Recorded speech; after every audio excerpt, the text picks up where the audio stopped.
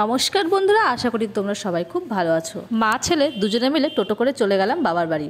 আজকে বাবার বাড়ি টোটো করেই যাচ্ছি। বাড়িতে একটু কাজ থাকার কারণে ওর বাবা আমাদেরকে নিয়ে যেতে পারলো না, বললো তোমরাই টোটো করে চলে যাও। তো যাচ্ছি একটা দরকারে। এখন বাজে দুপুর 2টো, আর আমাদের 4:30টার আগে ফিরতে হবে, কারণ আমার ছেলের পড়া আছে। তো আমরা দুজনে টোটোর মধ্যে মজা করতে করতে চলে এলাম। তো আমার বাবার বাড়িটা রেল লাইনের ওপারে, তো রেলগেট দিয়েও ঘুরে যাওয়া যায়।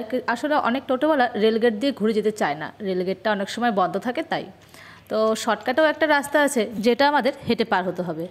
আর দেখো বন্ধুরা, রাস্তায় যেতে যেতে দেখি আজকের ওয়েদারটা খুব সুন্দর।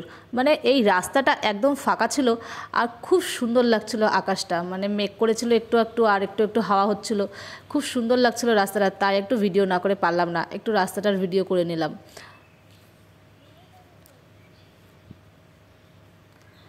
তো ভিডিও করতে করতে চলে এলাম বাড়িতে। আসার পরে আমার ছেলে ওর দিদার কাছ থেকে একটু আদর খাওয়া হয়ে গেল। আর এইখানে দেখো আমার ছেলে অনেকগুলো খেলনা নিয়ে খেলছে। আসলে খেলনাগুলো ওর দাদু এনেছে।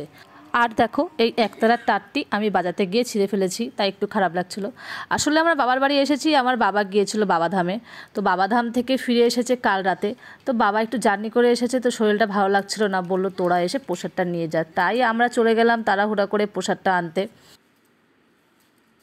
আর এখানে দেখো অনেকগুলো খেলনা এনেছে। আসলে খেলনাগুলো সব ওর একার না, আমার দিদি দুটো ছেলের আছে কিছু খেলনা, আর ওরও আছে কিছু খেলনা।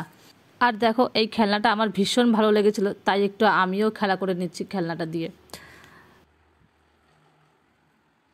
আর এইখানে দেখো আমার বাবা সবার জন্য প্রসাদ ভাগ করে দিচ্ছে। আসলে আমার বাবাধামের প্রসাদ খেতে খুব ভালো লাগে। তোমাদের কার কার বাবাধামের প্রসাদ খেতে ভালো লাগে অবশ্যই কমেন্ট করে জানাবে।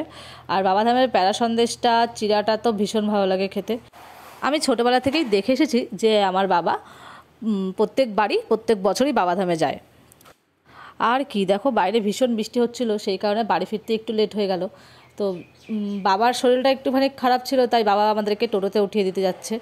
তো না হলে বাবাই আমাদেরকে বাড়ি পৌঁছে দেয়। প্রত্যেকবার যখনই আমি টোটো করে যাই না কেন, তখনই বাবাই আমাকে বাড়ি পৌঁছে দেয়। তো বন্ধুরা, বৃষ্টির কারণে তো আমাদের বাড়ি ফিরতে একটু দেরি হয়ে গেল। তো আমার ছেলে দিদিমণিকে আগেই ফোন করে বলে দিয়েছি যে আজকে একটু ওর দেরি হবে পড়তে যেতে। আসার সাথে সাথে ও পড়তে চলে গেল। তো ভিডিওটি এখানেই শেষ করছি। ভিডিওটি যদি ভালো লেগে থাকে তাহলে একটা লাইক করে দিবে।